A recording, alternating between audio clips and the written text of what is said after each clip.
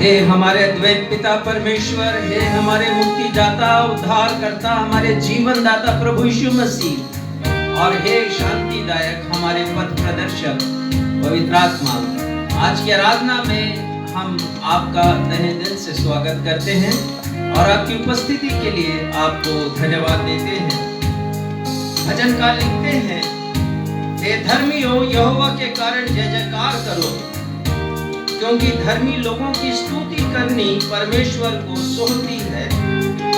वीणा बजा बजा कर यहोवा का धन्यवाद करो, 10 तार वाली सारंगी बजा बजा कर उसका भजन गाओ, उसके लिए नया गीत गाओ। आइए हम सब अपने पिता परमेश्वर की, अपने उद्धारकर्ता प्रभु यीशु मसीह की, जिन्होंने उत्तम शिक्षाओं से हमें निहाल किया, उनकी स्तुति करें।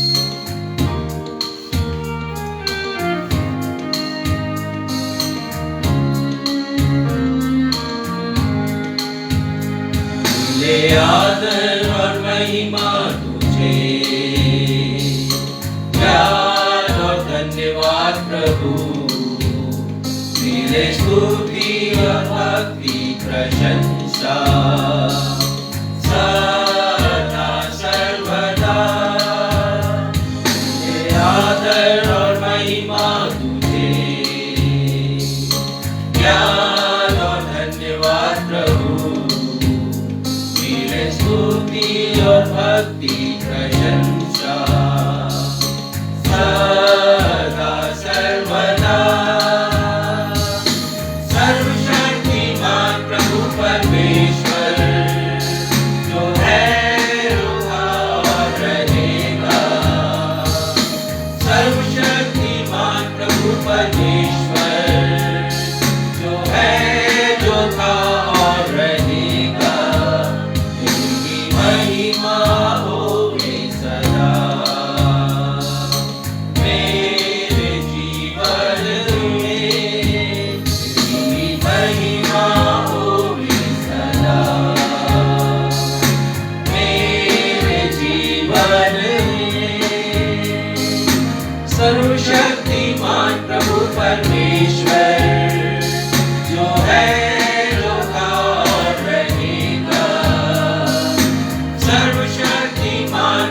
परमेश्वर, जो है जो था और रहेगा, तेरी महिमा होवे सदा मेरे जीवन में, तेरी महिमा होवे सदा मेरे जीवन में।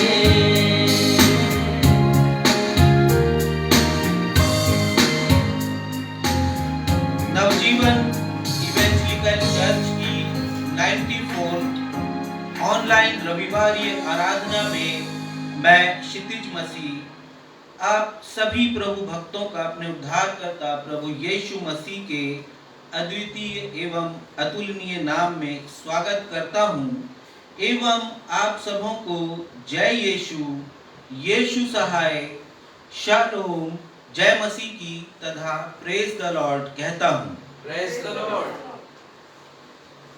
प्रिय भाइयों और बहनों, विगत 2 रविवारों से संदेश के माध्यम से हमने यह अच्छी तरह सीख लिया कि जब तक हमारा नया जन्म नहीं होगा और जब तक हम जल और आत्मा से जन्म नहीं लेंगे, तब तक हम न परमेश्वर के राज्य में प्रवेश कर सकेंगे और न ही परमेश्वर के राज्य को देख सकेंगे।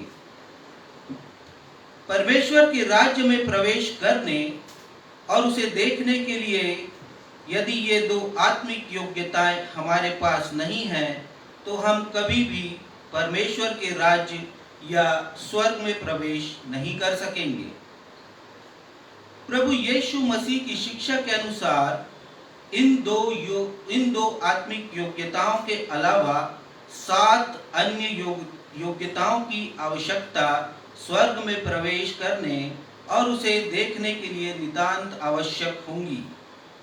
ये 7 योग्यताएं हमारे व्यवहारिक मसीही जीवन से ताल्लुक रखती हैं। ये 7 योग्यताएं क्या क्या हैं? इनके विषय में हमारे पास्टर साहब आपको 3 संदेशों की श्रृंखला के द्वारा समझाएंगे। अतः कृपया इन 3 संदेशों की श्रृंखला को अवश्य सुनिएगा। आइए इस समय हम अपने सृजनहार परमेश्वर की महिमा में एक गीत गाएं, जिस गीत के शब्द है, सृष्टि है तेरी कविता, गाती है सन्ना तेरी, सारी धरा पर गूंजती है निस्दिन महिमा तेरी।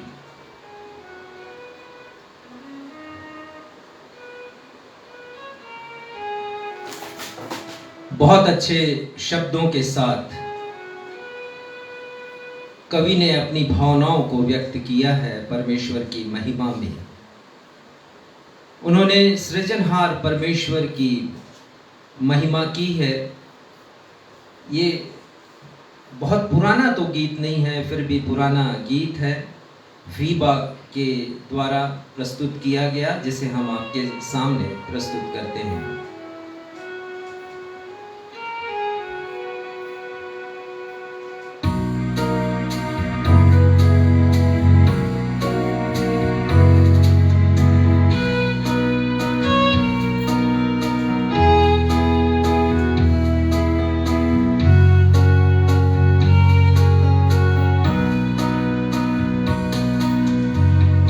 वंदना हो वंदना सृष्टि के स्वामी यीशु की।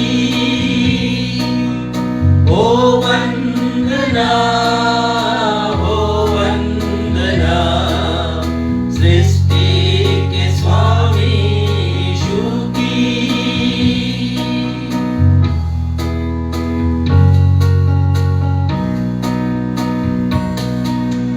सृष्टि है तेरी कविता, गाती है सन्ना तेरी। सृष्टि है तेरी कविता, गाती है सन्ना तेरी। सारी धरा पर निस दिन महिमा तेरी।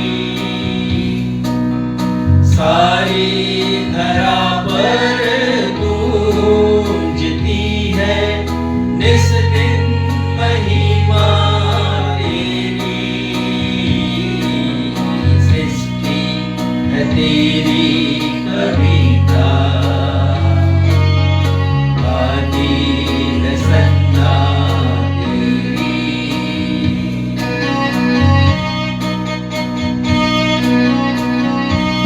लिखते हैं कि सृष्टि भी जय जयकार करती है, वन के सारे वृक्ष परमेश्वर की स्तुति करते हैं, और समुद्र और पक्षी भी कल कल बहते झरने भी। झरने की कल कल भी करती है तेरी महिमा। पक्षी भी गाते हैं, तू है कितना महान। फिर से झरने की कल कल भी करती है तेरी महिमा। पक्षी भी गाते हैं,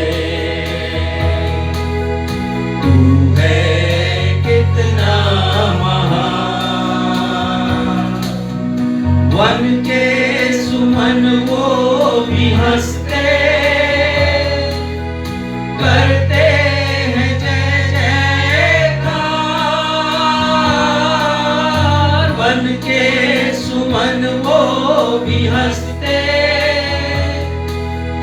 करते हैं जय जयकार।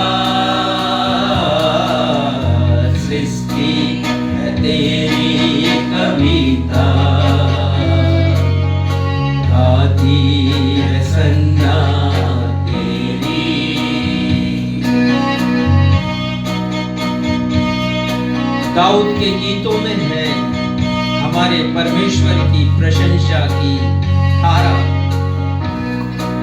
और जन्नत में स्वर्गदूत भी महान परमेश्वर की स्तुति करते हैं।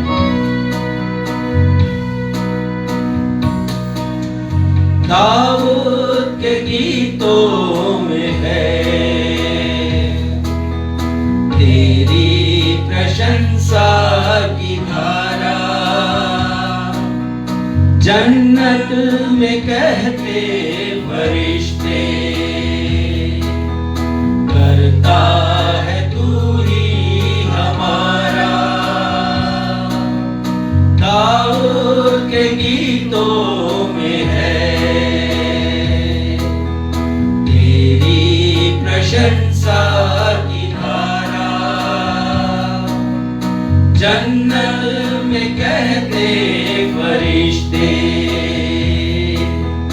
करता है तू ही हमारा। सृष्टि के हर एक कण में बिखरा है तेरा प्यार। सृष्टि के हर एक कण में बिखरा है तेरा प्यार। सृष्टि है तेरी कविता गाती है संज्ञा तेरी। सृष्टि है तेरी कविता गाती है संज्ञा तेरी। सारी धरा पर गूंजती है निस दिन महिमा तेरी। सारी धरा पर गूंजती है निस दिन महिमा तेरी। सृष्टि है तेरी कविता गाती है संज्ञा तेरी।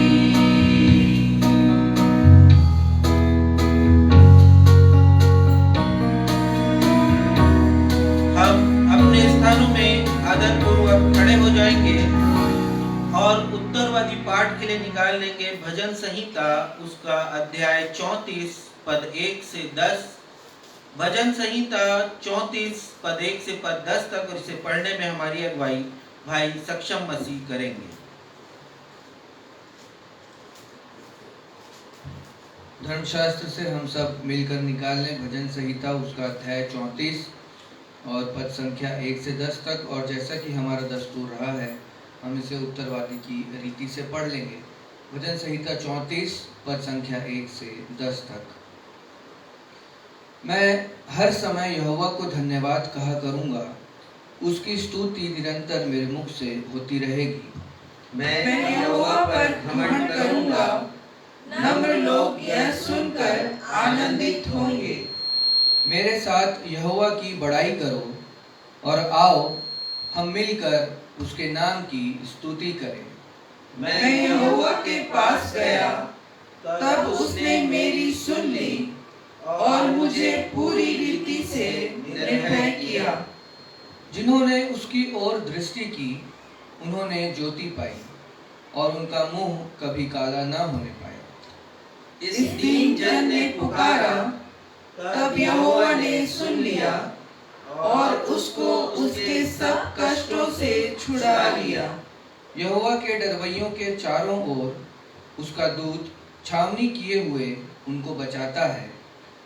परख कर देखो कि यहोवा कैसा भला है। क्या ही धन्य है वह पुरुष जो उसकी शरण लेता है। हे यहोवा के पवित्र लोगों, उसका भय मानो, क्योंकि उसके डरवैयों को किसी बात की घटी नहीं होती।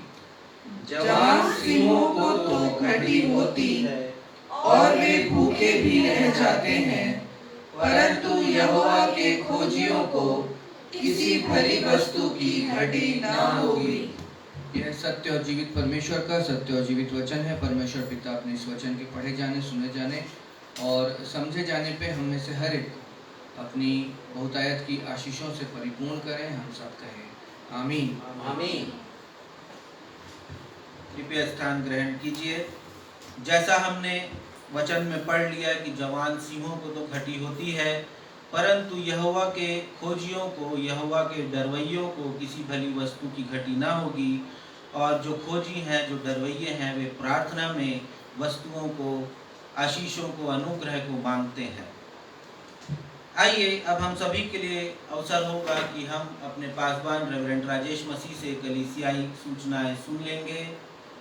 सूचनाओं के पश्चात वे हम सबों के लिए मध्यस्थता की प्रार्थना में अगुवाई करेंगे। यदि आपके पास कोई विषय है, आप गवाही के रूप में धन्यवाद प्रकट करना चाहते हैं या कोई प्रार्थना निवेदन आप करना चाहते हैं, आप फेसबुक के कमेंट बॉक्स में हमें लिखकर भेज दीजिए। हम निश्चित रूप से आप सबों के लिए प्रार्थना करेंगे।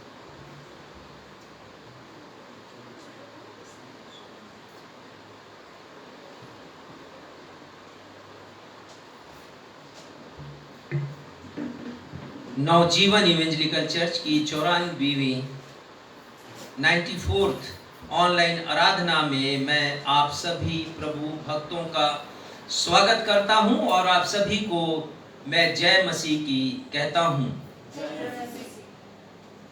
दिनांक 4 अगस्त बुधवार को फिर से हमारी कलीसिया के लिए एक विशेष दिन होगा। इस दिन क्रिश्चियन कम्युनिटी चर्च के भिलाई सेक्टर 2 की प्रार्थना सभा की ओर से हमें अवसर मिला है कि हम ऑनलाइन प्रसारण के द्वारा परमेश्वर पिता के वचन का प्रचार करें। मेरे पास अभी तक लिंक नहीं आया है। जैसे ही वो लिंक आएगा मैं आप सभी को भेज दूंगा और आप सभी से अनुरोध है कि कृपया 4 अगस्त को संध्या 7:30 बजे 7:30 पर 1 घंटे की आराधना ये होती है। उसमें अवश्य उपस्थित हों और जैसा आप अभी तक अपनी उपस्थिति अपने कमेंट्स के द्वारा दर्ज करते हैं, उस दिन भी अवश्य दर्ज करें ताकि परमेश्वर के नाम की महिमा हो सके और हमें प्रोत्साहन मिल सके। इस सभा के लिए भी प्रार्थना करें। मैंने अभी तक कोई विषय चुना नहीं है। परमेश्वर का पवित्र आत्मा मेरी अगुवाई करे कि मैं एक विषय चुन सकूं और उसके ऊपर संदेश मैं तैयार कर सकूं। आज धन्यवाद देने के बहुत से विषय हैं। मैंने बहुत से विषयों को लिखा है, फिर भी यदि कोई विषय छूट जाता है तो मुझे क्षमा करेंगे। मैं आने वाले सप्ताह उसे अवश्य पढ़ दूंगा। श्रीमती शील रत्न रामटेके अनेक वर्षों से मानसिक रूप से विक्षिप्त अवस्था में थीं। उनके पति जो भारतीय खाद्य निगम में अधिकारी हैं, वे हमारी कलीसिया में आए और उन्होंने प्रार्थना अनुरोध भेजा और हम सभी ने प्रार्थना की। परमेश्वर के नाम की महिमा हो, प्रभु यीशु मसीह के नाम की महिमा हो। प्रभु ने उन्हें चंगाई दी और खुशी की बात यह है कि वो पूर्ण रूप से स्वस्थ होकर के उन्होंने अपनी दूसरी संतान को भी जन्म दिया है। परमेश्वर के नाम की महिमा हमेशा होती रहे। डॉक्टर एलन ध्रुव जो भिलाई स्टील प्लांट के हिर्री अस्पताल में सीनियर डिप्टी डायरेक्टर हैं, मरणासन स्थिति में थे और उन्हें मेदांता में भर्ती किया गया था और प्रार्थना अनुरोध आया और हमने और बहुत से लोगों ने प्रार्थनाएं की उनके लिए। उन्हें चंगाई मिली, नवजीवन मिला। उनकी पत्नी ने परमेश्वर को धन्यवाद देना नहीं वो भूली और उन्होंने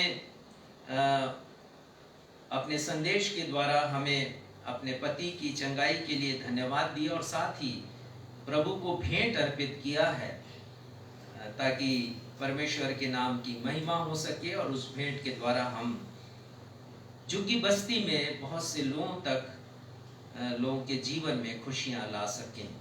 प्रभु उनके परिवार पर अपनी आशीष का हाथ रखे। कल 31 जुलाई को हंटर परिवार ने अपने नाती इवान के प्रथम जन्मदिन को मनाया। इस अवसर पर उनके परिवार के सारे जन, भाई सुरेश अंटर, उनकी पत्नी श्रीमती किरण और उनके बेटे रेमो और बॉबी, इन सभी के ओर से परमेश्वर पिता को धन्यवाद दिया गया है। और आज इस खुशी के अवसर पर वो झुग्गी बस्ती में 200 लोगों को भोजन वितरित करने वाले हैं। अपने नाती के प्रथम वर्षगांठ के अवसर पर जो खुशी इस परिवार को मिली है, उसे वो झुग्गी बस्ती के जरूरतमंदों के साथ बांटना चाहते हैं। परमेश्वर पिता उनके परिवार के ऊपर अपनी आशीष का हाथ रखे। इसके साथ ही मेरे बेटे क्षितिज और उनकी पत्नी डॉक्टर शेफाली की बेटी सायशा प्रार्थना, जो हमारी ग्रैंड डॉटर है और सक्षम और आकांक्षा की भतीजी है, का अन्नप्राशन परमेश्वर पिता को धन्यवाद देकर किया गया। पहली बार उसने अन्न ग्रहण किया 25 जुलाई को, और इस खुशी के अवसर पर हमारे परिवार की तरफ से पुनः झुग्गी बस्ती में रहने वाले 200 लोगों को संभवतः 15 अगस्त को, जो कि हमारे देश का स्वतंत्रता दिवस भी है, भोजन कराया जाएगा। परमेश्वर पिता इन सभी के ऊपर अपनी आशीष का हाथ, जैसा वो अभी तक रखते आए हैं, आगे भी बना करके रखें। पास्टर बलराम ने अपने विवाह के वर्षगांठ के अवसर पर और अपनी बेटी अंजू के जन्मदिन के अवसर पर धन्यवादी भेंट अर्पित की है। परमेश्वर पिता पास्टर बलराम और उनके परिवार को आशीषित करें। हमारी 2 बेटियां जैस्मिन आनंद और एंजेला राज, इन दोनों ने 12th की परीक्षा दी थी और बहुत अच्छे अंकों के साथ इन्होंने अपनी परीक्षा पास की है। परमेश्वर पिता इन्हें आशीष दे और इनके भविष्य को सुरक्षित रखें, इनका मार्गदर्शन करें, ताकि ये अपने अपने फील्ड में आगे जा सकें, अध्ययन कर सकें, प्रभु यीशु मसीह के नाम की महिमा कर सकें। भाई योगेश आनंद एवं उनके परिवार ने एक नई कार खरीदी है और धन्यवादी भेंट अर्पित की है अपनी बेटी जैस्मिन के परीक्षा में पास होने की खुशी में और एक नई कार खरीदने की खुशी में। श्रीमती किरण व्यवहार, डॉक्टर तनवीर एवं उनकी पत्नी अनुकृति व्यवहार के द्वारा मासिक भेंट हमें एक बड़ी राशि उन्होंने अर्पित की है और हम पूरे व्यवहार परिवार के लिए परमेश्वर की आशीष और आत्मिक आशीष की प्रार्थना करते हैं। श्रीमती रामबाई को, जो डॉक्टर शकुंतला जितपुरे की मम्मी हैं, उनके लिए प्रार्थना हमने की थी और उन्हें चंगाई मिली। प्रभु का धन्यवाद हो। अपने भाई संजय सिंह के लिए, जिनका डायलिसिस चल रहा था और अभी भी चल रहा है, हमने प्रार्थना की। अपोलो में भर्ती थे, अभी वो घर आ गए हैं। उनकी चंगाई के लिए हम परमेश्वर पिता को धन्यवाद देते हैं। पास्टर बलराम की पत्नी श्रीमती सुनीता मिरी, उन्हें भी शारीरिक तकलीफ थी, परमेश्वर ने उन्हें चंगाई दी। हम परमेश्वर पिता को धन्यवाद देते हैं। हम धन्यवाद देते हैं बेटे अक्षय रमन के लिए। रायपुर में उनका ऑपरेशन सफल हुआ। हमने प्रार्थनाएं की थी, परमेश्वर ने प्रार्थनाओं को सुना है। हम परमेश्वर पिता को धन्यवाद देते हैं। हम रेवरेंड अजीत नाथ के लिए धन्यवाद देते हैं, जिन्हें परमेश्वर पिता ने चंगाई दी है। परमेश्वर पिता उनके ऊपर कृपा करें और साथ ही साथ मैडम रेवरेंड ए नाथ के ऊपर भी परमेश्वर की कृपा बनी रहे। वे भी अक्सर बीमार रहती हैं।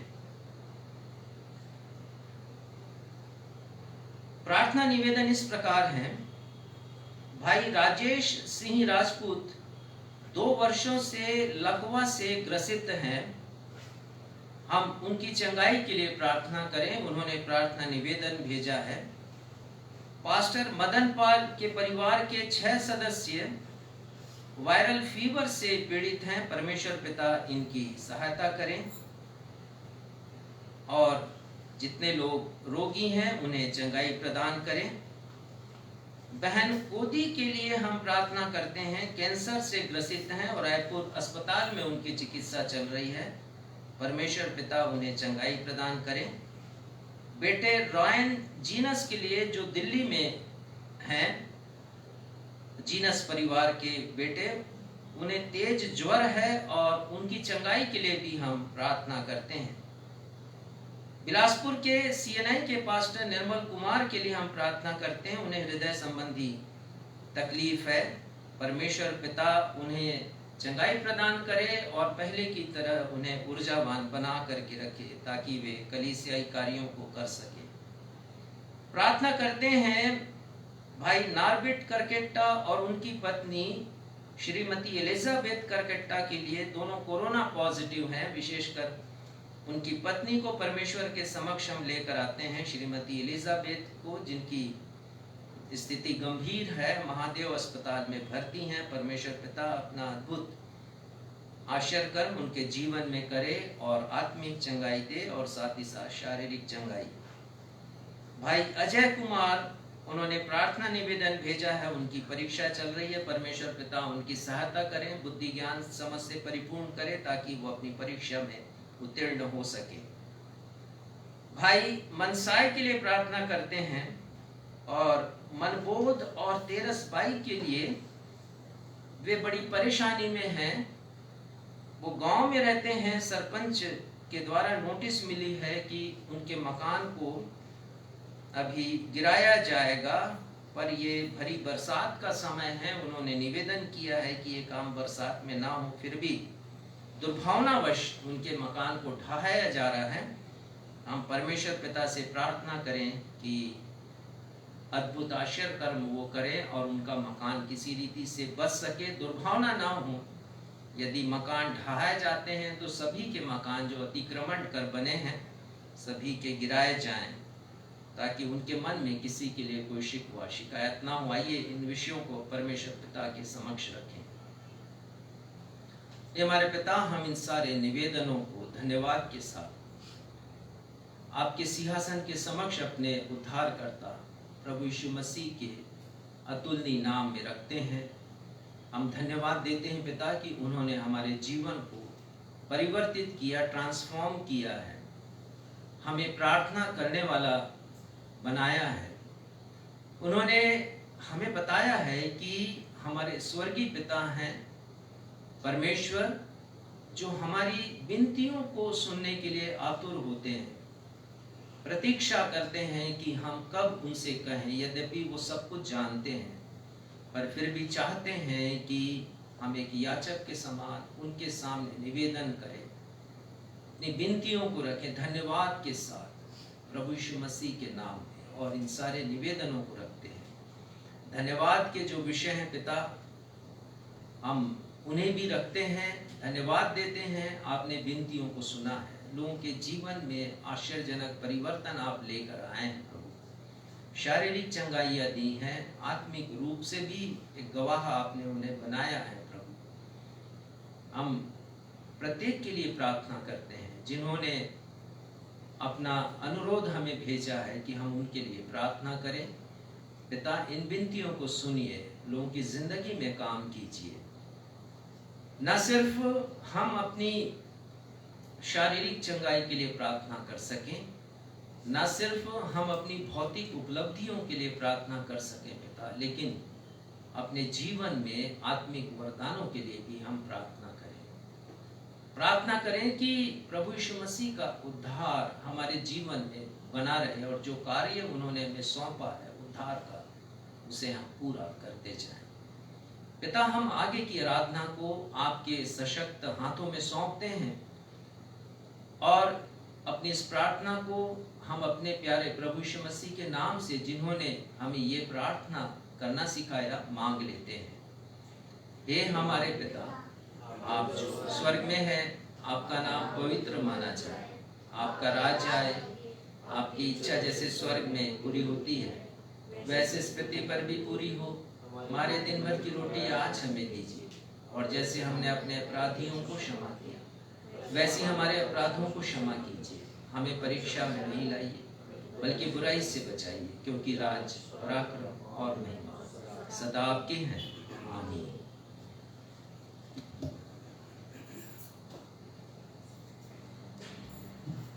अब समय होगा कि हम अपने परमेश्वर पिता के राज्य के विस्तार के लिए अपनी अपनी भेंटों एवं धन्यवादी भेंटों को अर्पित करें। आइए हम सब मिलकर एक गीत गाएंगे जिसके शब्द हैं, गिन गिन कर स्तुति करूं बेशुमार तेरे दानों के लिए, तूने अब तक संभाला मुझे अपनी बाहों में लिए हुए।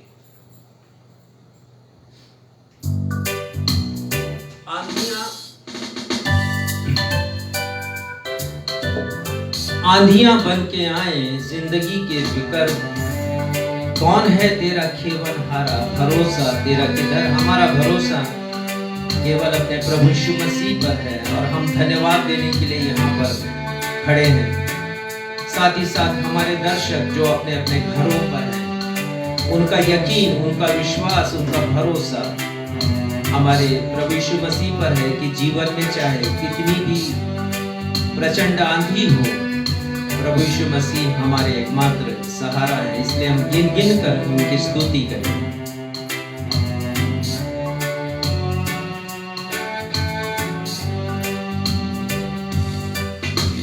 गिन के स्तुति करूं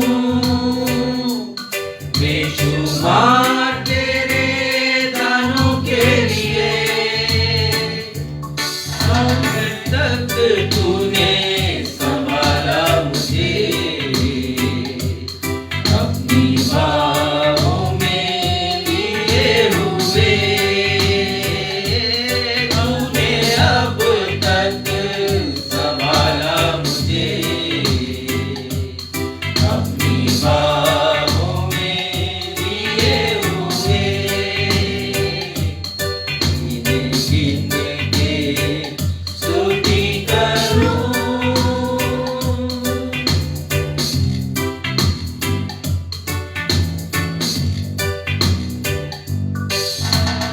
आंधियां बन के आए जिंदगी के फिकर, आंधियां बन के आए जिंदगी के फिकर, कौन है तेरा केवल हारा है भरोसा तेरा किधर, कौन है तेरा केवल हारा है भरोसा तेरा किधर। गिन गिन के स्तुति करूं बेशुमार तेरे दानों के लिए, तूने अब तक संभाला मुझे अपनी बाहों में लिए हुए, तूने अब तक संभाला मुझे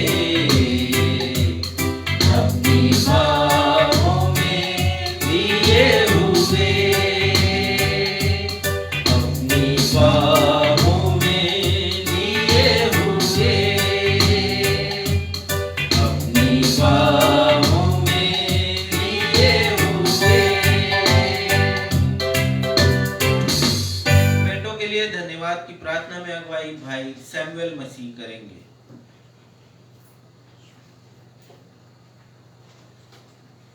आप सभी को जय मसीह की। जय मसीह। आइए हम भेंट के लिए प्रार्थना करेंगे।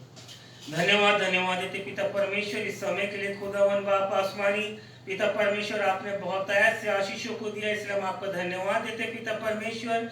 जिन भाइयों बहनों ने, जिन बच्चों ने, जिन बूढ़ों ने पिता परमेश्वर आपके अनुग्रह में पिता परमेश्वर आपको भेंट अर्पित किए पिता परमेश्वर, उनको बहुत आशीष मिलने पाए प्रभु। धन्यवाद देते पिता परमेश्वर ऑनलाइन के माध्यम से पिता परमेश्वर, जिन्होंने अपने घरों में पिता परमेश्वर आपके लिए भेंट को एकत्रित किया है प्रभु, उन्हें भी बहुत ऐसे आशीषों को देने वाले होने पाए प्रभु। सहायता मदद करिए पिता परमेश्वर इस समय के लिए प्रभु, और बहुत ऐसे पिता परमेश्वर अपने पास्टरों को और अपनी उनकी कलीसिया को प्रभु आशीषों से भरपूर करिए प्रभु।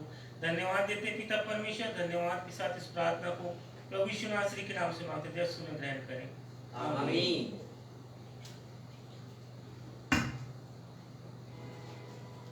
समय होगा पवित्र शास्त्र बाइबल से पाठों के पठन का। पहला पाठ जो पुराने नियम से लिया गया है, दूसरा इतिहास अध्याय 7 पद 11 से 14 तक। दूसरा इतिहास 7वां अध्याय पद 11 से पद 14 तक। इसे पढ़ने में अगुवाई श्रीमती गरिमा मसीह करेंगी। इसके पश्चात दूसरा पाठ जो नए नियम से लिया गया है, फिलिपियों की पत्री दूसरा अध्याय पद 5 से 8, फिलिपियों 2 पद 5 से 8। इसे पढ़ने में अगुवाई बहन आकांक्षा मसीह करेंगी।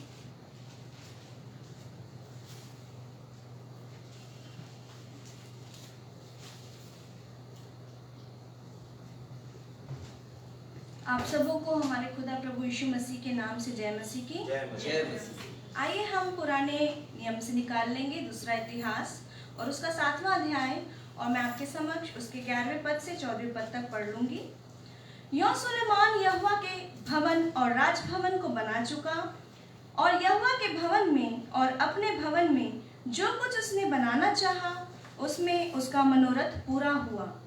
तब यहोवा ने रात में उसको दर्शन देकर उससे कहा, मैंने तेरी प्रार्थना सुनी और इस स्थान को यज्ञ के भवन के लिए अपनाया है। यदि मैं आकाश को ऐसा बंद करूं कि वर्षा ना हो, या टिड्डियों को देश उजाड़ने की आज्ञा दूं, या अपनी प्रजा में मरी फैलाऊं, तब यदि मेरी प्रजा के लोग जो मेरे कहलाते हैं दिन होकर प्रार्थना करें और मेरे दर्शन की खोजी होकर अपनी बुरी चाल से फिरें, तो मैं स्वर्ग में से सुनकर उनका पाप क्षमा करूंगा और उनके देश को ज्यों का त्यों कर दूंगा। परमेश्वर के जीवते वचन पे परमेश्वर अपनी बहुत आयत से आशीष को दे। जय मसीह की। जय मसीह।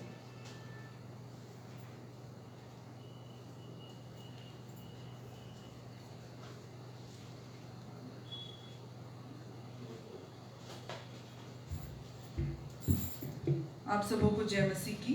जय मसीह। मैं आप लोगों के सामने पढ़ लूंगी फिलिपियों 2 पद 5 से 8।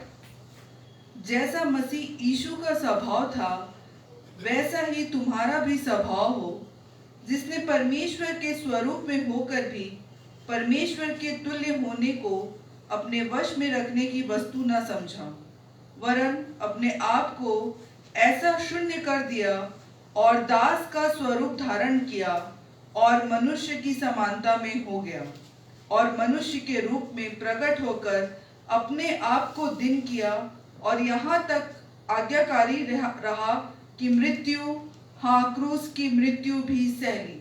परमेश्वर अपने पढ़े हुए वचन पर आशीष दे। हम सब कहें आमीन। आमीन। सुसमाचार पाठ के आधार में हम सभी अपने स्थानों पर खड़े हो जाएंगे। आज का सुसमाचार का पाठ जो पाया जाता है मत्ती रचित सुसमाचार अध्याय 18 पद 1 से 7। मत्ती 18 1 से 7, और इसे पढ़ने में हमारी अगुवाई कलीसिया के पासवान रेवरेंड राजेश मसीह करेंगे।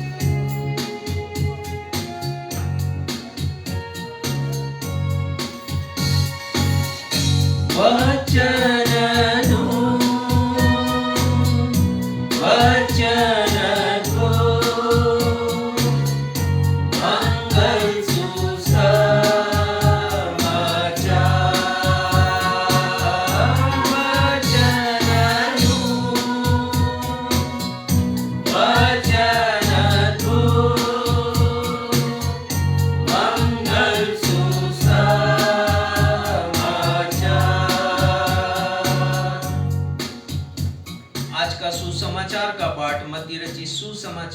उसका 18वां अध्याय पद संख्या 1 से लेकर पद संख्या 7 तक। और यहाँ इस प्रकार लिखा है, उसी समय चेले यीशु के पास आकर पूछने लगे कि स्वर्ग के राज्य में बड़ा कौन है। इस पर यीशु ने एक बालक को पास बुलाकर उनके बीच में खड़ा किया और कहा, मैं तुमसे सच कहता हूं, यदि तुम ना फिरो और बालकों के समान ना बनो तो स्वर्ग के राज्य में प्रवेश करने नहीं पाओगे।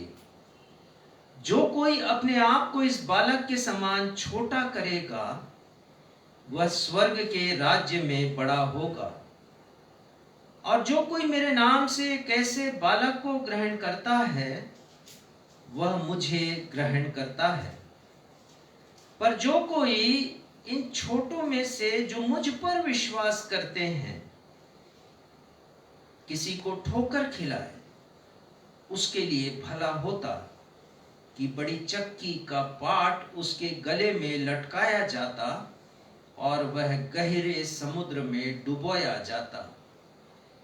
ठोकरों के कारण संसार पर हाय, ठोकरों का लगना अवश्य है, पर हाय उस मनुष्य पर जिसके द्वारा ठोकर लगती है। ये प्रभु यीशु ख्रिस्त का सुसमाचार है। हे प्रभु यीशु ख्रिस्त, आपके नाम की महिमा हो, हम सब कहें आमीन। आमीन। कृपया अपना स्थान ग्रहण कीजिए। अब हम सभी के लिए सुनहरा अवसर होगा कि जब हम अपने पास्टर रेवरेंड राजेश मसीह के द्वारा सप्ताह भर की आत्मिक ऊर्जा प्राप्त करने के लिए परमेश्वर के जीवित कलाम से संदेश को सुन सकेंगे। और आज के संदेश का विषय है, वो कौन है जो परमेश्वर के राज्य में प्रवेश करने से वंचित रहेंगे। Who shall be deprived of entering into the kingdom of the God। लेकिन इसके पहले कि हम संदेश सुने, आइए हम सब अपने अपने मनों की तैयारी में एक गीत गाएं। इस गीत के शब्द हैं, खुल जाएंगी किताबें जब भी हिसाब होगा, इंसाफ का तराजू यीशु के हाथ होगा। आप में से बहुतों को ये गीत आता होगा। हमारे साथ मिलकर इस गीत को गाइए।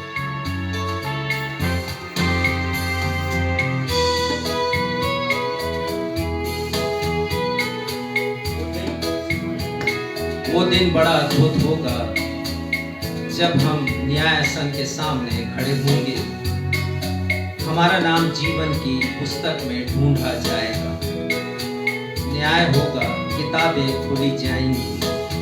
बहुत प्यारा गीत है, चुनौती देता है हमें निर्णय लेने की चुनौती। आइए इस गीत को गाएं।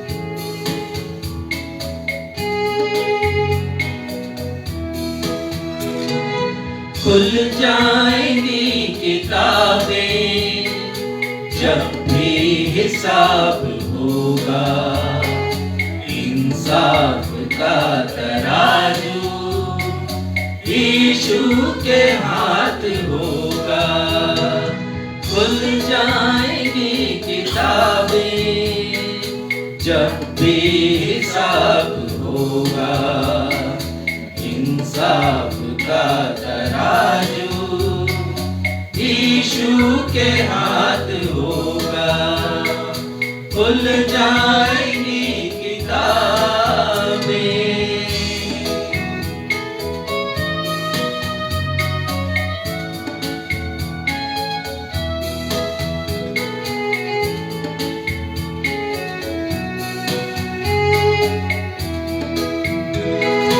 जो भी तू कर रहा है यीशु वो देखता है।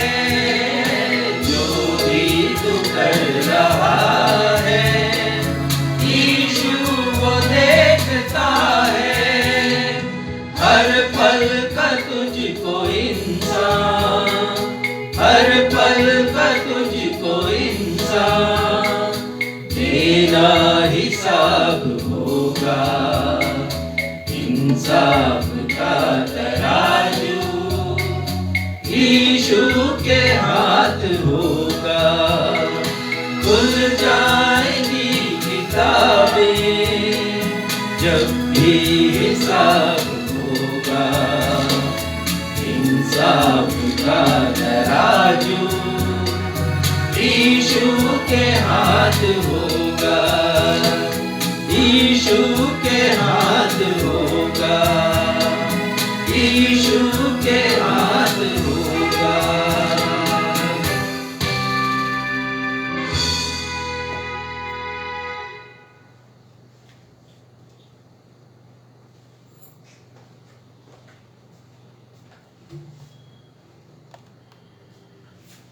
इंसाफ का तराजू यीशु के हाथ होगा। हृदय स्पर्शी यह गीत है, और जब भी मैं इस गीत को गाता हूं तो मेरा रोम रोम रोमांचित हो जाता है। विगत 2 संदेशों में हमने परमेश्वर के राज्य में प्रवेश करने के लिए आवश्यक 2 योग्यताओं के ऊपर गहराई से विचार विमर्श किया, और हमने अच्छी तरह सीखा इन दोनों योग्यताओं के विषय में। प्रभु यीशु मसीह पहली योग्यता के विषय में कहते हैं यूहन्ना 3:3 में, यदि कोई नए सिरे से ना जन्मे तो वह परमेश्वर का राज्य देख नहीं सकता। नए जन्म के विषय में हमने जाना था कि ये नया जन्म है क्या, और एक वाक्य में यदि कहा जाए तो वो हमारा आत्मिक जन्म है, नया जन्म। ये जन्म जो हमें ट्रांसफॉर्म करता है, परिवर्तित कर देता है हमारे दृष्टिकोण को, हमारे नजरिए को, हमारे सोच विचार को, हमारे जीने के ढंग को, शैली को। ये इतना आवश्यक है कि प्रभु यीशु मसीह ने यूहन्ना 3 अध्याय के 7वें पद में कहा कि निकोदेमुस तुम विस्मित मत हो, अचंभा ना करो कि मैंने तुमसे कहा कि तुम्हें नए सिरे से जन्म लेना, और फिर वो कहते हैं अवश्य है। This makes a difference. ये बहुत बड़ा प्रभाव उत्पन्न करता है ये शब्द अवश्य, जिसे प्रभु यीशु मसीह ने कहा। अर्थात नए जन्म के अलावा कोई दूसरा विकल्प नहीं है मनुष्य के पास। नए जन्म के अलावा कोई शॉर्टकट नहीं है कि हम परमेश्वर के राज्य को देख सके। कोई कंसेशन नहीं है, कोई छूट नहीं है कि मैं पास्टर हूं तो मुझे कोई विशेष प्रिविलेज मिलेगा। मुझे कोई छूट नहीं यदि मैं किसी पास्टर का बेटा हूं, या पास्टर के घराने से ताल्लुक रखता हूं, या मैंने बिना नागा किए चर्च में उपस्थिति दर्ज की है और मैंने भरपूर टाइथ दिया है। कोई छूट नहीं। नया जन्म यानी नया जन्म, यीशु मसीह कहते हैं अचंभा ना कर, नए सिरे से जन्म लेना अवश्य है। और दूसरी योग्यता जिसके ऊपर हमने विचार किया पिछले रविवार को, प्रभु यीशु कहते हैं यूहन्ना 3:5 में, मैं तुझसे सच सच कहता हूं कि जब तक कोई मनुष्य जल और आत्मा से जन्म ना ले वो परमेश्वर का राज्य देख नहीं सकता। यदि नया जन्म ना हो तो हम देख नहीं सकते, क्षमा करेंगे, प्रवेश नहीं कर सकता यदि जल और आत्मा से हम जन्म ना ले। प्रभु यीशु मसीह का कथन है ये किसी और के विचार नहीं है, प्रभु यीशु मसीह का स्टेटमेंट है। ये देखना है तो नया जन्म हमें लेना है, और प्रवेश करना है तो जल और आत्मा से जन्म लेना है। और मैंने विस्तार से बताया आपको कि जल का कितना महत्व है परमेश्वर के वचन में। प्रभु यीशु मसीह ने पर्टिकुलरली विशेष रूप से जल शब्द का ही उल्लेख क्यों किया है, और आत्मा से जन्म लेना क्या है, ये दोनों अध्ययन हमने किया। और मैं धन्यवाद देता हूं हमारे बहुत से दर्शकों को जिन्होंने बड़े ध्यान से सुना और उन्होंने आशीषें प्राप्त की हैं पिछले सप्ताह के संदेश के द्वारा। अपने कमेंट्स उन्होंने लिखे हैं और फोन करके भी कुछ लोगों ने अपनी प्रतिक्रिया अभिव्यक्त की है। नए जन्म होने की आवश्यकता तथा जल और आत्मा के द्वारा जन्म लेना, इसकी जरूरत, इन दोनों योग्यताओं का ताल्लुक हमारे आत्मिक जीवन से है, हमारे स्पिरिचुअल लाइफ से है। मसीही आत्मिक जीवन, किसी मसीही के आत्मिक जीवन से ये ताल्लुक रखता है। लेकिन प्रभु यीशु मसीह ने परमेश्वर के राज्य में प्रवेश करने के लिए कुछ और योग्यताओं की आवश्यकता का वर्णन सुसमाचारों में किया है। केवल यही उल्लेख करके प्रभु यीशु मसीह चुप नहीं रह गए हैं। उन्होंने 7 आवश्यकताओं के बारे में बताया जो निहायत जरूरी हमारे लिए, यदि हम परमेश्वर के राज्य में या स्वर्ग के राज्य में प्रवेश करना चाहते हैं तो। और ये जितनी भी योग्यताएं हैं हमारे व्यावहारिक मसीही जीवन से ताल्लुक रखते हैं, अर्थात हमारा वास्तविक मसीही जीवन, आत्मिक मसीही जीवन के बारे में तो हमने पिछले 2 अध्ययन में देख लिया, सीख लिया। नया जन्म, जल से और आत्मा से जन्म लेना, आत्मिक जीवन। लेकिन उसके पश्चात शुरुआत होती हमारे व्यावहारिक जीवन की, हमारे स्वभाव की, आचरण की, हमारे चाल चलन की। प्रभु यीशु मसीह ने इस पर भी प्रकाश डाला है कि हमारी जीवन शैली कैसी होनी चाहिए, हमारा रियल क्रिश्चियन लाइफ कैसा होना चाहिए। बाइबल में विशेषकर नया नियम में एक मसीही के 2 जीवनों की व्याख्या की गई है, जैसा मैंने बताया, एक मसीही का आत्मिक जीवन और दूसरा एक मसीही का व्यावहारिक या वास्तविक जीवन कैसा होना चाहिए। प्रभु यीशु मसीह के अनुसार यदि ये 7 योग्यताएं हमारे जीवन में नहीं है, जिसका वर्णन उन्होंने सुसमाचारों में विभिन्न अवसरों पर किया है, और साफ साफ संदेश है वहां पर कि हम स्वर्ग के राज्य में या परमेश्वर के राज्य में प्रवेश करने नहीं पाएंगे यदि ये योग्यताएं हमारे जीवन में नहीं हुई तो। और यही आज का विषय है वे कौन हैं जो परमेश्वर के राज्य में प्रवेश करने से वंचित रहेंगे। Who shall be deprived of entering into the kingdom of God? कितने लोग वंचित रहेंगे, और जो वंचित हैं उनमें कहीं मैं तो नहीं हूं, कहीं आप तो नहीं हैं। इसी विषय को मैं आपके सामने आने वाले समय में और आज मैं रखूंगा। लेकिन इसके पहले कि आज हम मुख्य संदेश के ऊपर जाएं, मैं आपको एक सत्य घटना के विषय में बताना चाहता हूं। यह सत्य घटना विश्व प्रसिद्ध धावक, हमारे हिंदुस्तान की एथलीट शैनी अब्राहम के बारे में है। 1986 में 1986 में एशियन गेम्स हो रहा था सियोल, साउथ अफ्रीका की जो राजधानी, वहां पर ओलंपिक स्टेडियम खचाखच दर्शकों से भरा हुआ था। 800 मीटर की रेस वहां पर होनी थी। रेस प्रारंभ हुई और सबसे तेज दौड़ने वाली में हमारे हिंदुस्तान की शैनी अब्राहम का नाम था। यदि आप बहुत पुराने हैं तो आपको ख्याल होगा, मैंने तो इसका लाइव वीडियो भी देखा था। अभी भी हो सकता है कि YouTube पर ये मौजूद हो। और हमने देखा कि जैसे ही विसल बजा है, 800 मीटर की रेस प्रारंभ हुई है और धीरे धीरे शैनी अब्राहम सबसे आगे निकलती गई है। और लंबी रेस का ये नियम होता है कि 200 मीटर के पश्चात आप ट्रैक बदल सकते हैं। लेकिन शैनी अब्राहम को 200 मीटर के पहले ही कुछ गलत एहसास हुआ, एक भूल हो गई उनसे, एक चूक हो गई।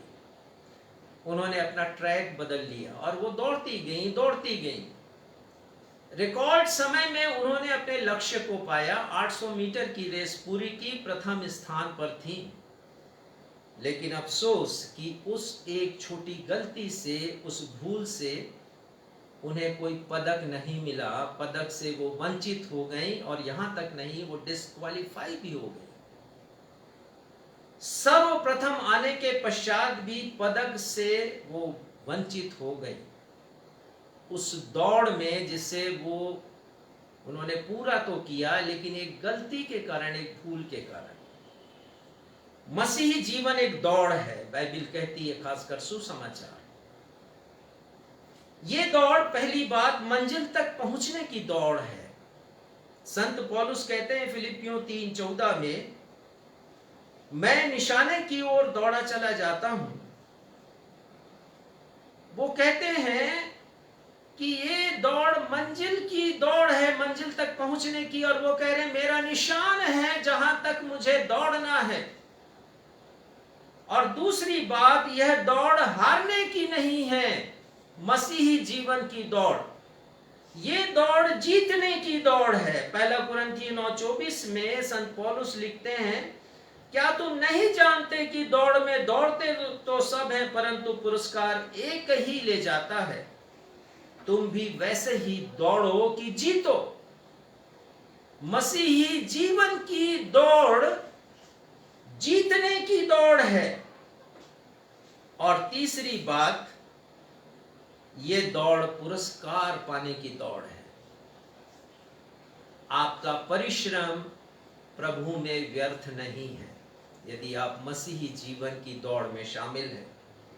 फिलिपियों 3:14 पद के दूसरे भाग में लिखा है, संत पौलुस कहते हैं, ताकि वह पुरस्कार पाऊं जिसके लिए परमेश्वर ने मुझे प्रभु यीशु मसीह में ऊपर बुलाया है।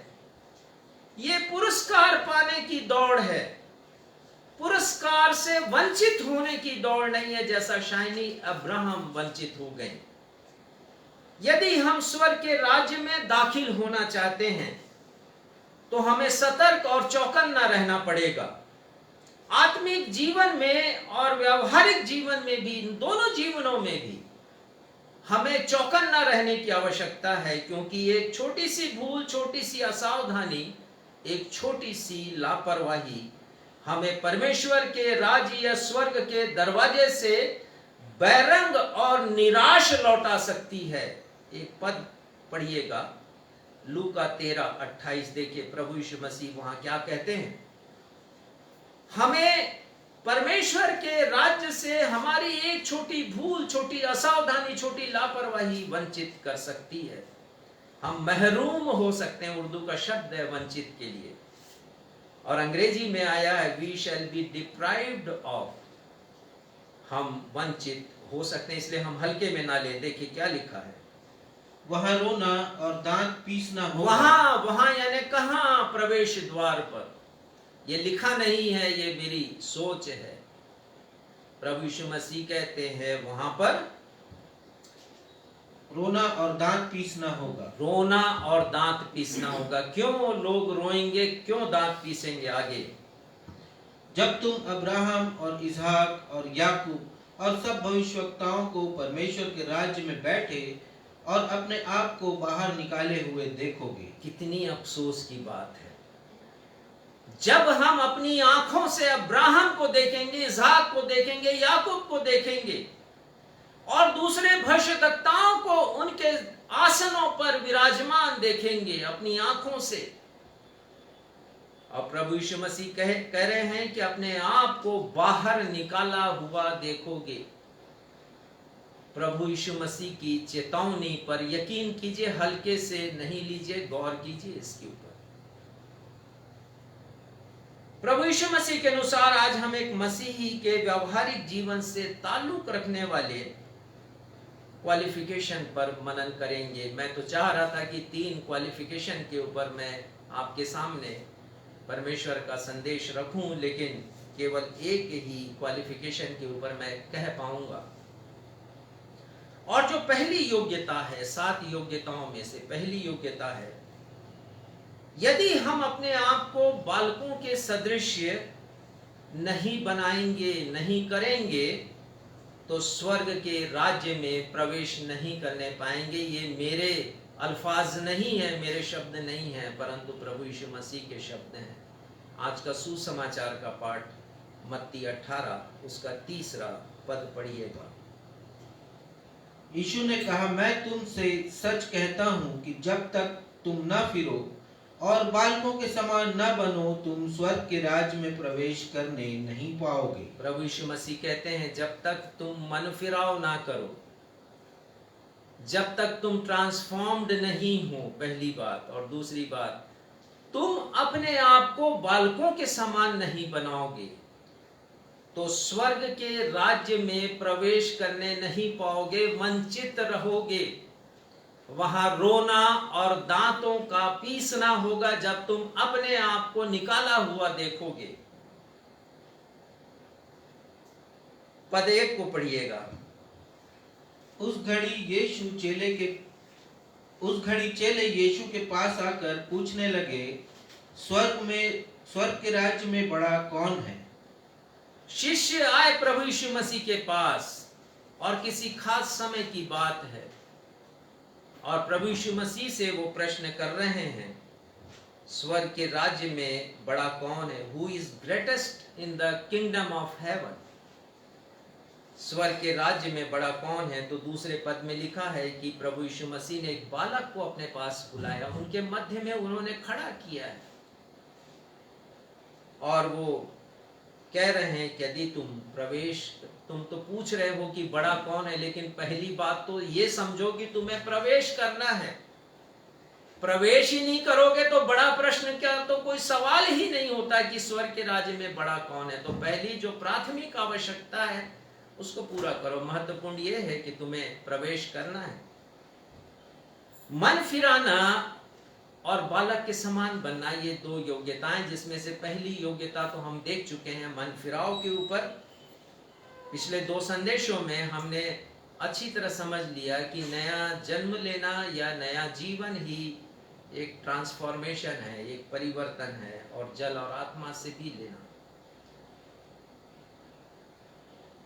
बालक के समान बनना क्या है? प्रभु यीशु मसीह ने कहा कि जब तक तुम बालक के समान नहीं बनो। What this mean? इसका मतलब क्या है? प्रभु यीशु मसीह का आशय बच्चों के समान के लिए ये नहीं है कि जो उनका फिजिकल स्टेटस है, उनकी जो शारीरिक दशा है, हम उसके समकक्ष हो जाएं।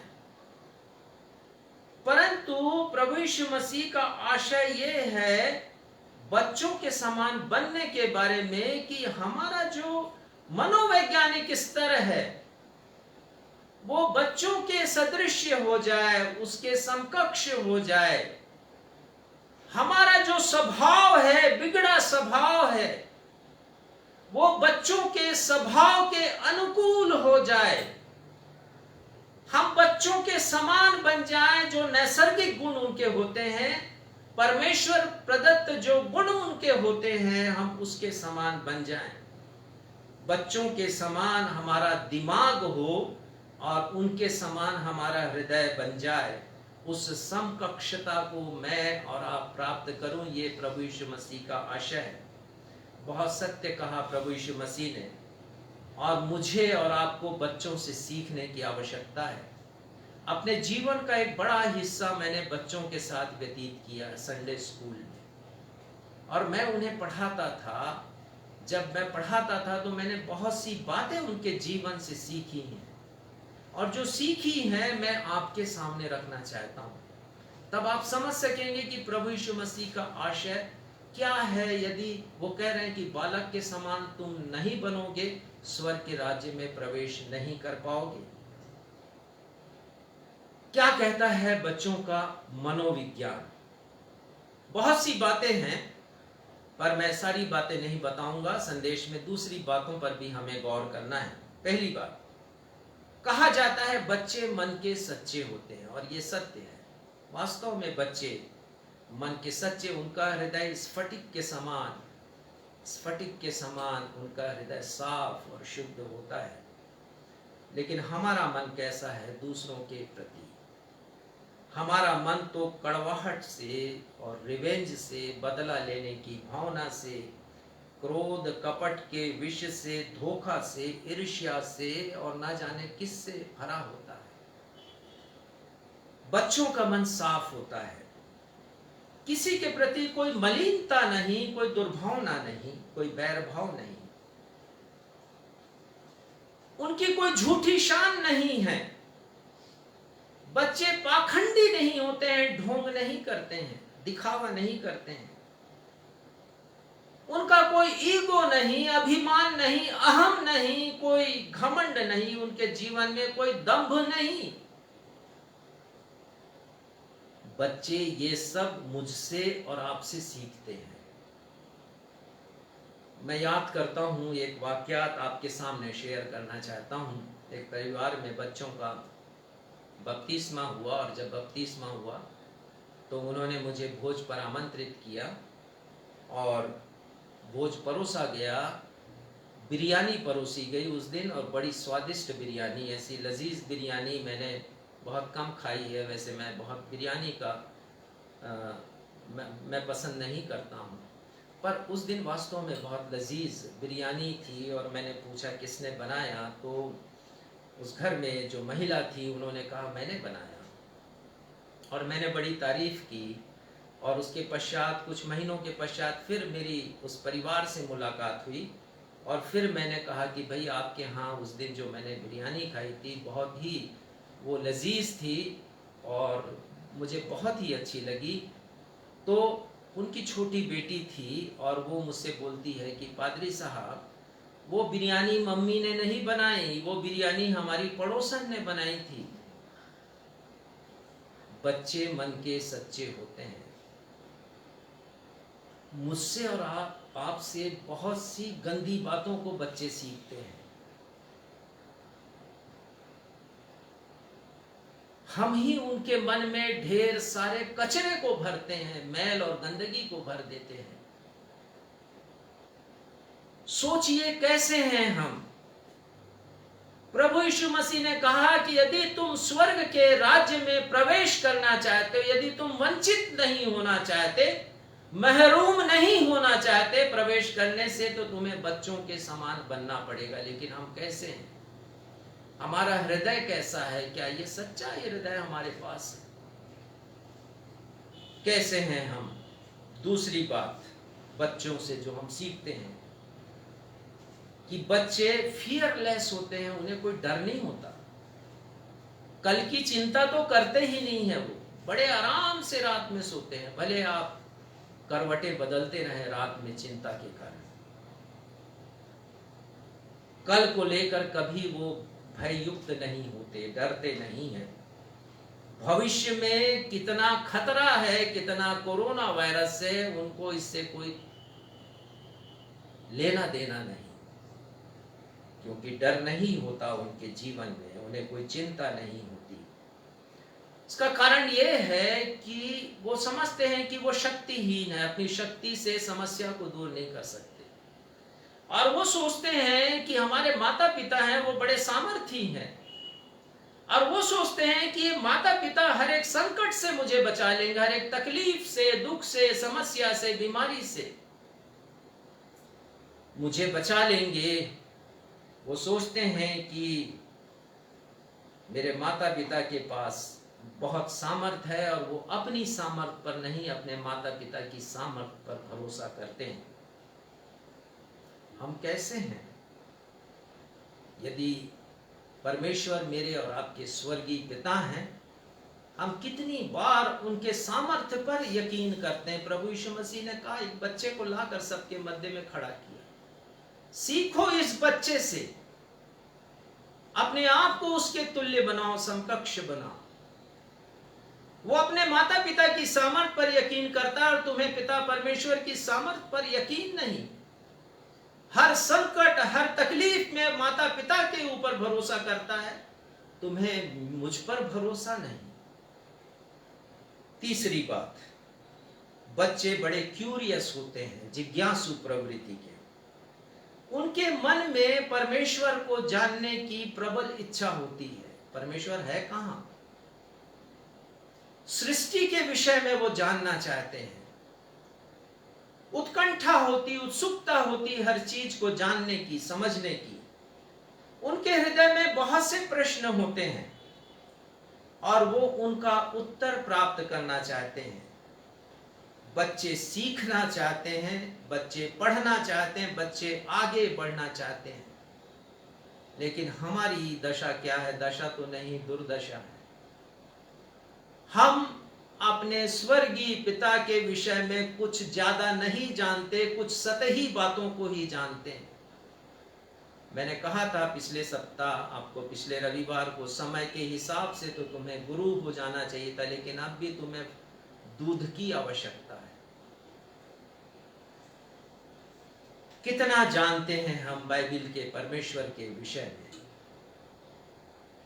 बच्चे सब कुछ जानना चाहते हैं। हम दुनिया की सब बातें जानते हैं सिवाय बाइबिल के परमेश्वर की। प्रभु यीशु मसीह कहते हैं मत्ती 18:4 में, पढ़िएगा, मत्ती 18 अध्याय उसका 4 पद। जो कोई अपने आप को इस बालक के समान छोटा करेगा, वह स्वर्ग के राज्य में बड़ा होगा। अब प्रभु यीशु मसीह जवाब देते हैं। प्रभु यीशु मसीह जवाब दे रहे हैं जो प्रश्न पद 1 में किया गया, स्वर्ग के राज्य में बड़ा कौन है? Who is the greatest in kingdom of haven? और वो जवाब दे रहे हैं जो कोई अपने आप को इस बालक के समान छोटा बनाएगा। पहला तो उन्होंने बोला जब तक तुम छोटा अपने आप को नहीं करोगे, बालक के सदृश नहीं बनोगे, स्वर्ग के राज्य में प्रवेश नहीं करोगे। चलो अब प्रवेश कर लिए। अब ये भी सुन लो कि स्वर्ग के राज्य में ग्रेटेस्ट कौन है। और वो कहते हैं जो इस बालक के समान अपने आप को छोटा बनाएगा, स्वर्ग के राज्य में वो बड़ा होगा। बालक के समान छोटा बनने से यीशु का तात्पर्य क्या है? प्रभु यीशु मसीह चाहते हैं कि मैं और आप अपने व्यावहारिक मसीह जीवन या वास्तविक मसीही जीवन में बच्चों के सदृश बने, बच्चों के समान नम्र बने, दीन बने, बच्चों के समान। NLT बाइबल में लिखा है, anyone who becomes as humble as this little child is the greatest in the kingdom of heaven. बच्चे ना सिर्फ मन के सच्चे होते हैं, ना सिर्फ वो फियरलेस होते हैं या कल की चिंता उनके हृदय में नहीं होती, ना सिर्फ वो जिज्ञासु प्रवृत्ति के होते हैं, परंतु बच्चे नम्र और दीन भी होते हैं। और ये बहुत बड़ा कैरेक्टर है बच्चों का। जन्म के साथ परमेश्वर प्रदत्त वो कैरेक्टर है, वो चरित्र है, वो गुण है, वो क्वालिफिकेशन है जो बच्चों में होता है।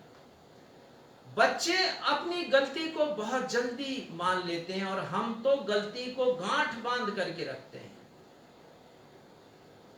मैं अपने मित्र के एक मकान में गया, वो मकान खाली हुआ था, किराएदार थे, उन्होंने छोड़ा था और मेरे मित्र उसमें पेंट पॉलिश करा रहे थे। उन्होंने मुझे बुलाया। जब मैं गया तो मैंने खिड़की में देखा कि एक मोटी रस्सी है वहां पर और उसमें गांठें बंधी हुई हैं और वो एक नहीं 2 रस्सी है।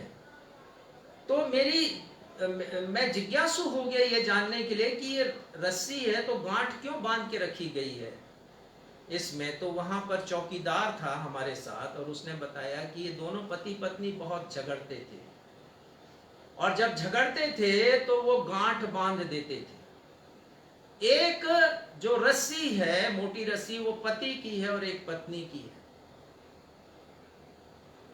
और वो गांठें खुल नहीं पाई क्योंकि हम एक दूसरे को माफ करना नहीं जानते।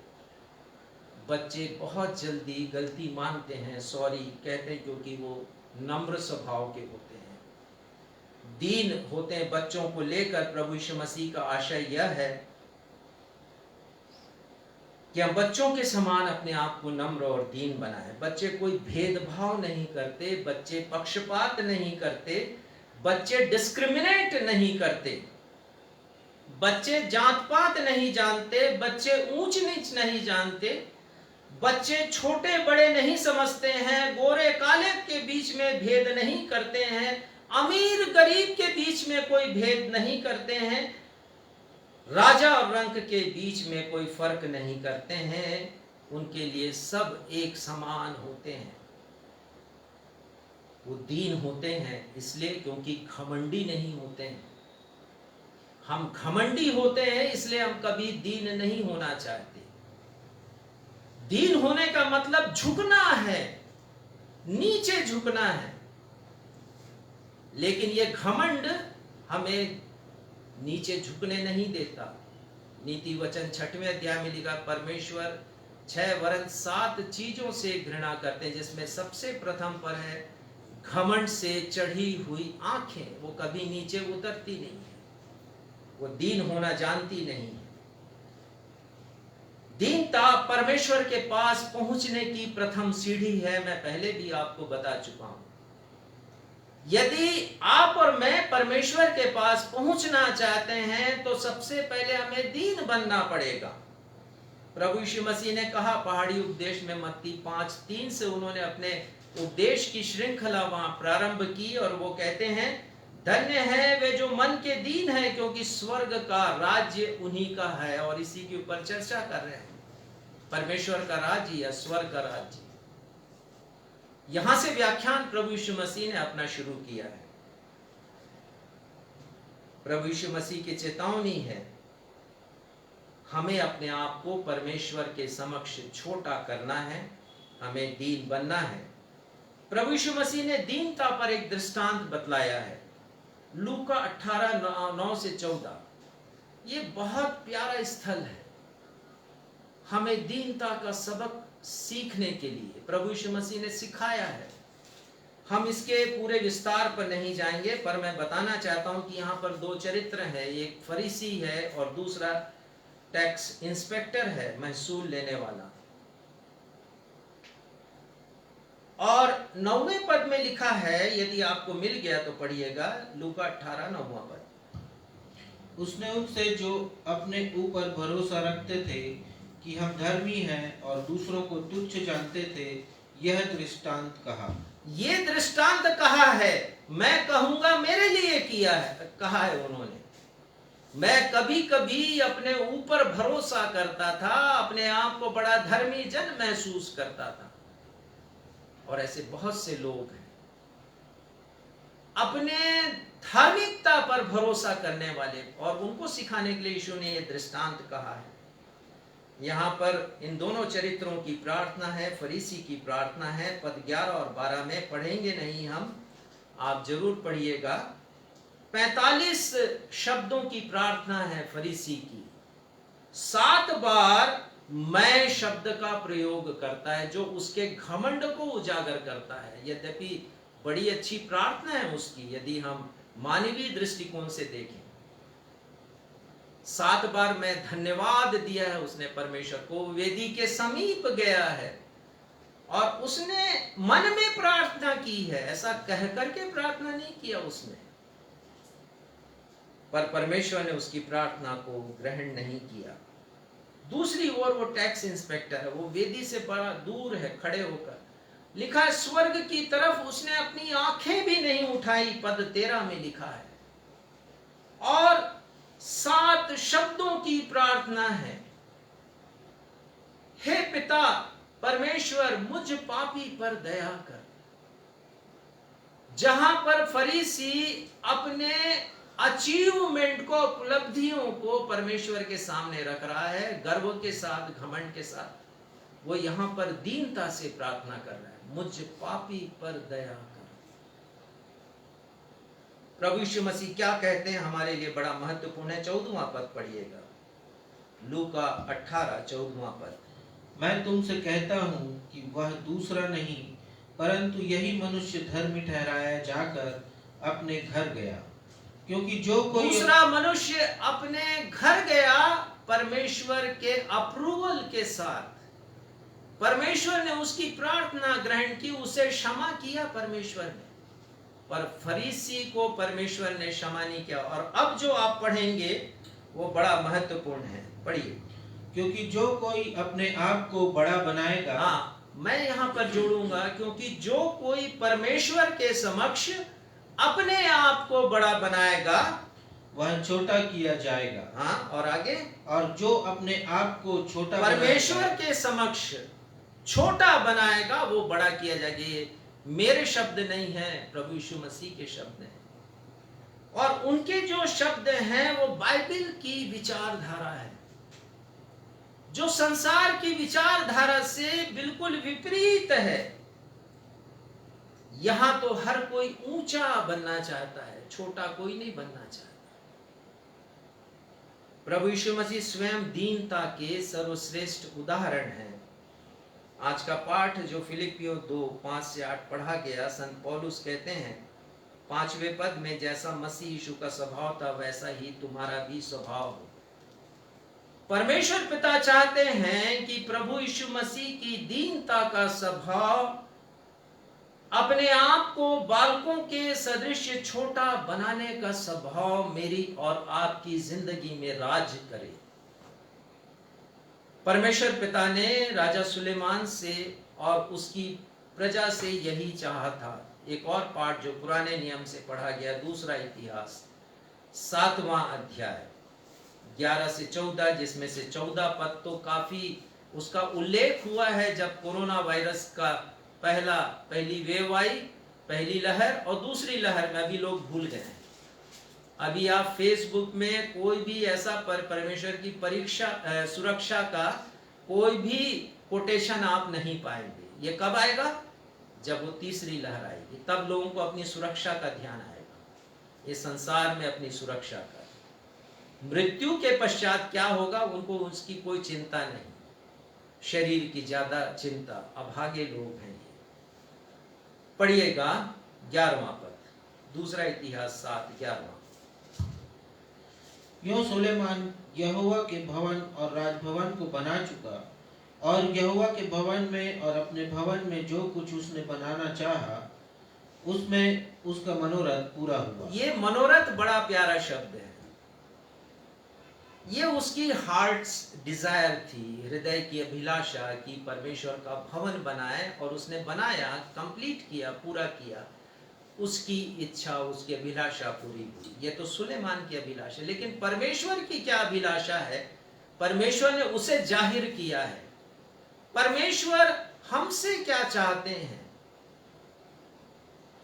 चर्च बनाना, विशाल भवन खड़े करना एक बात है, लेकिन परमेश्वर वास्तविक रूप से मेरी और आपकी जिंदगी से क्या चाहते हैं? 14वें पद में लिखा है, तब यदि मेरी प्रजा के लोग जो मेरे कहलाते हैं दीन होकर, बस इतना ही, क्यों आगे की व्याख्या मैं नहीं करूंगा, आवश्यकता भी नहीं है आज संदेश में। जो आवश्यकता है वो पहली आवश्यकता है दीन होने की, और परमेश्वर कहते हैं मेरी प्रजा के लोग दीन हो जाएं। ये पहली आवश्यकता है। चर्च बना देने से या चर्च में आराधना करने से परमेश्वर के पास हम नहीं पहुंचते हैं, अनलेस वी हम्बल आवरसेल्व्स। यदि ह्यूमिलिटी नहीं है मेरे और आपकी जिंदगी में, यदि परमेश्वर के सामने हमने झुकना नहीं सीखा, तो परमेश्वर हमारी आराधना को कभी भी ग्रहण नहीं करेंगे।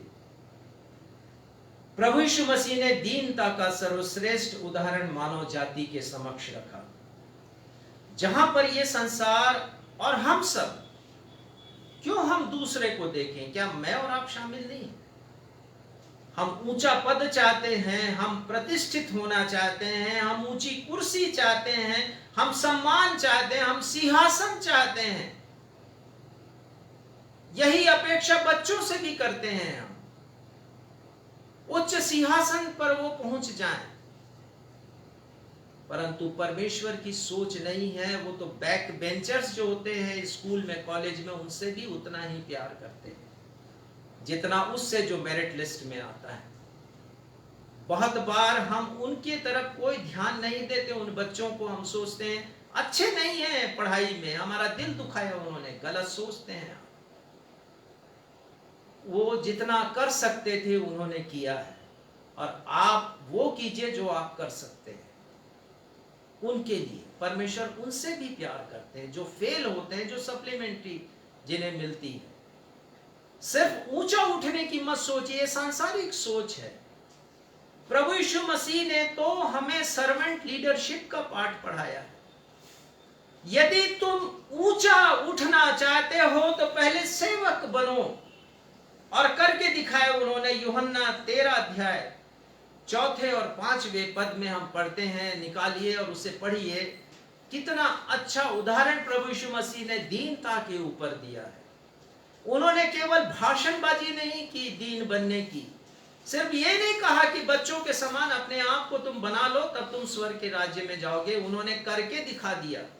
पढ़िएगा चौथे पद में क्या लिखा है, यूहन्ना 13 चौथा पद। भोजन पर से उठकर अपने ऊपरी कपड़े उतार दिए और ये प्रभु यीशु मसीह की के बारे में लिखा है। प्रभु यीशु मसीह भोजन कर रहे हैं शिष्यों के साथ। वो अंतिम भोज है जिसका चित्र हमारे घरों में अक्सर लगा रहता है कि प्रभु यीशु मसीह शिष्यों के साथ भोजन कर रहे हैं। और यीशु मसीह भोजन पर से उठे हैं, भोजन को उन्होंने छोड़ा है इस समय और ऊपरी कपड़े को उन्होंने उतार दिया। और फिर क्या किया उन्होंने, और अंगोछा लेकर अपनी कमर बांधी। अंगोछा लेकर अपनी कमर को उन्होंने बांधा है। और उसके बाद पांचवा पद, तब बर्तन में पानी भरकर चेलों के पांव धोने। उन्होंने शिष्यों के पांव धोए। पांव किसी से उन्होंने धुलवाए नहीं हैं, उन्होंने पांव शिष्यों के धोए हैं, क्योंकि वो शिष्यों को शिक्षित करना चाहते थे और शिष्यों के माध्यम से मुझे और आपको शिक्षित करना चाहते हैं। हमें भी इस कदर तक झुकना है, बिना झुके आप किसी के पांव को धो नहीं सकते। लेकिन ये जो हमारी ही रीढ़ की हड्डी है, बाकी बातों के लिए तो झुक जाएगी। यदि जेब से सिक्का गिर गया उसको उठाने के लिए हम झुक जाएंगे, लेकिन यदि गलती किए हैं तो हम किसी के सामने झुकना नहीं चाहेंगे। मेरे लिए पिछला जो सप्ताह है बहुत अच्छा सप्ताह रहा इस मायने में कि 2 लोगों ने अपनी गलती को माना है। उन्होंने फोन किया मुझे और उन्होंने कहा कि हमसे गलती हुई है और मैं माफी चाहता हूं। 2 लोगों ने मुझे सिखाया कि मैं भी ऐसा ही नम्र बनूं, मैं भी झुकूं यदि मैं गलत हूं कहीं पर। प्रभु यीशु मसीह ने सिखाया। अब पढ़िएगा, बहुत महत्वपूर्ण पद है ये, यूहन्ना 13 का 14 और 15 पढ़िए। यदि मैंने प्रभु और गुरु होकर तुम्हारे पांव धोए तो तुम्हें भी एक दूसरे के पांव धोना चाहिए। प्रभु यीशु मसीह ने कहा, यदि मैं तुम्हारा प्रभु हूं और मैं तुम्हारा गुरु हूं, मैंने प्रैक्टिकल करके बताया, सिर्फ थ्योरी की बात मैंने नहीं की है, सिर्फ सिद्धांतों की का प्रचार मैंने नहीं किया है, लेकिन उसे मैंने प्रैक्टिकल करके दिखाया, प्रायोगिक रूप से मैंने उसको वास्तविकता के धरातल पर लाया है। जो पाठ मैंने तुम्हें पढ़ाया है, मैंने तुम्हारे पांव धोए यद्यपि मैं तुम्हारा प्रभु हूं और तुम्हारा गुरु हूं। और आगे फिर वो क्या कहते हैं, क्योंकि मैंने तुम्हें नमूना दिखा दिया है। मैंने आदर्श प्रस्तुत किया है, नमूना तुम्हें दिखा दिया है। कितना प्रभु यीशु मसीह का अनुसरण हम करते हैं। हम दीन बनना नहीं चाहते, हम झुकना नहीं चाहते, हम अपने आप को बालक के समान छोटा नहीं बनाना चाहते हैं। और इसीलिए परिणाम हमारे सामने है कि परिवार टूट रहे हैं, पति पत्नी के बीच में पवित्र और मधुर रिश्ता टूट रहा है, विखंडित हो रहा है संबंध। और तो और कलीसियां टूट रही हैं, एक कलीसिया से दूसरी कलीसिया, दूसरी से तीसरी कलीसिया, तीसरी से चौथी कलीसिया। ये साक्षात मैंने अपनी आंखों से देखा है, क्योंकि हम झुकना नहीं चाहते, हम दीन नहीं होना चाहते। हम बातें तो बड़ी बड़ी करते हैं पुलपिट से, लेकिन उसको प्रायोगिक रूप से, रचनात्मक रूप से हम रखना नहीं चाहते या करना नहीं चाहते। कलीसियाएं टूट रही हैं। एक कलीसिया में मैं गया और मैंने वहां पर फाइबर की चेयर्स मैंने देखी, नीचे से ऊपर तक करीब 60-70 चेयर्स एक के ऊपर एक रखी गई थी, बिना खोले और चैन से बांधी गई थी, ताला उसमें लगा था। तो मैंने पास्टर से पूछा कि ये क्यों है भाई, क्यों इसमें ताला लगा हुआ है? तो पास्टर ने कहा कि ये दूसरे चर्च वालों का है और उन चर्च वालों को इस चर्च वालों के ऊपर भरोसा नहीं है। वो सोच रहे हैं कि यदि ताला नहीं लगाएंगे, चैन से नहीं बांधेंगे, हमारी कुर्सी वो ले जाएंगे, अपने लिए यूज करेंगे। और हम मसीह के वचन का प्रचार करते हैं। शर्म आनी चाहिए हमें, दीन नहीं बनना चाहते। एक बहुत अच्छा पद है, याकूब 4:10 को पढ़िएगा और आप नोट करके रखिएगा। देखिए क्या परिणाम होगा यदि हम दीन बनेंगे। तो समाप्त करूंगा मैं अपने संदेश को। प्रभु के सामने दीन बनो तो वह तुम्हें शिरोमणि बनाएगा। कितना प्यारा पद है। यदि हम परमेश्वर के सामने अपने आप को दीन करेंगे तो वो हमें सर्वोच्च स्थान प्रदान करेंगे। प्रभु यीशु मसीह ने कहा ना, He will be greatest in the kingdom of heaven। वो शिरोमणि हमें बनाएंगे यदि हम झुकना सीख जाएं, I am sorry बोलना सीख जाएं। प्रभु यीशु कहते हैं मत्ती 18:3 में, यदि तुम बालकों के समान ना बनो तो स्वर्ग के राज्य में प्रवेश करने नहीं पाओगे। शायनी अब्राहम जीत करके भी हार गई, पदक से वंचित हो गई। जब उनको पदक नहीं मिला, जो प्रबल दावेदार थी नंबर 1 की, वो दौड़ने वाली थी, तो उनकी रूममेट ने, जो सियोल में उनके साथ एक होटल के कमरे में ठहरी थी, उन्होंने कहा कि रात भर वो रोती रही, पछताई वो कि मैंने क्या कर दिया। कहीं स्वर्ग के दरवाजे पर मुझे और आपको पछताना ना पड़े। क्यों हमने ऐसी जिंदगी बिताई जिसमें दीनता का अभाव था। यदि परमेश्वर का वचन आपसे बातें करता है तो संकल्प लीजिए। प्रभु यीशु मसीह ने कहा